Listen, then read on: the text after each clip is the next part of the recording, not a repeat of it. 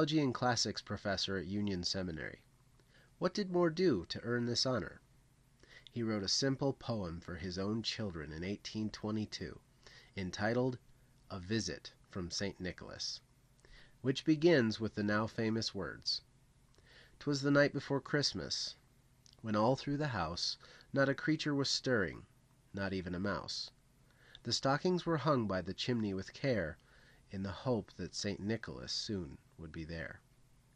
There is a legend that Moore wrote this poem on Christmas Eve, 1822, during a carriage ride to his home in Greenwich Village, and that the inspiration for the St. Nicholas in his story was the Jolly Dutchman driving his carriage. In any case, in describing St. Nicholas, Moore went beyond anything that had ever been said before. It was Moore who increased the number of reindeer to 8 and gave us their names. It was he who explicitly described Santa going up and down the chimney, leaving toys in stockings hung by the fireplace. Moore's St. Nick was chubby and plump. He was a jolly old elf who carried a bundle of toys on his back. He had eyes that twinkled, dimples that were merry, cheeks like roses, a broad face, and a little round belly. It's interesting that Moore's Santa was also a small elf who flew in a miniature sleigh pulled by 8 tiny reindeer. The poem wasn't published until a year later. It was published secretly, without Moore's consent. He didn't think it was worthy of publishing. Many others did, however, and it turned into an overnight sensation.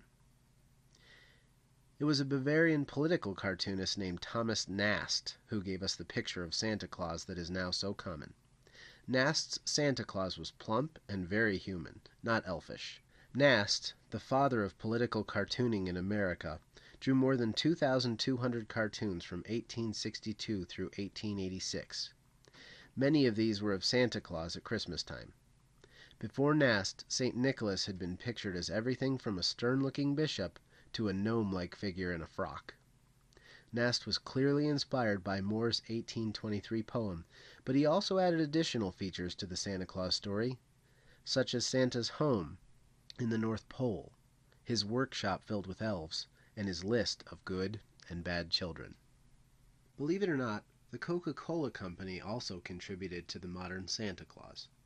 Beginning in 1931 and for 35 years, Coke ran advertisements that featured a human-sized Santa drinking Coke. These ads contributed much to the modern image of Santa Claus, and also to the drinking of Coke. So there you have it. Jesus' birth is still an important part of Christmas in America. Nevertheless, the irony is that in the era of Constantine, Christians turned a pagan festival into the celebration of Christ's birth, only to have English Protestants accidentally turn it back into a non-religious celebration because they were trying to avoid idol worship. The sad reality is that Christians today could have 2 wonderful celebrations. We could celebrate the life of St. Nicholas on December 6 and commemorate a man of charity and justice. We could also celebrate the birth of Christ on December 25 and give gifts to imitate the Magi. Instead, most people have no idea how we've gotten to the place where we are and spend the entire season riddled with stress and financial concern. So what are we to do? I think it is simple. The month of December is a time to commemorate and to be blessed by 2 stories of men who were rich, yet became poor for the sake of others.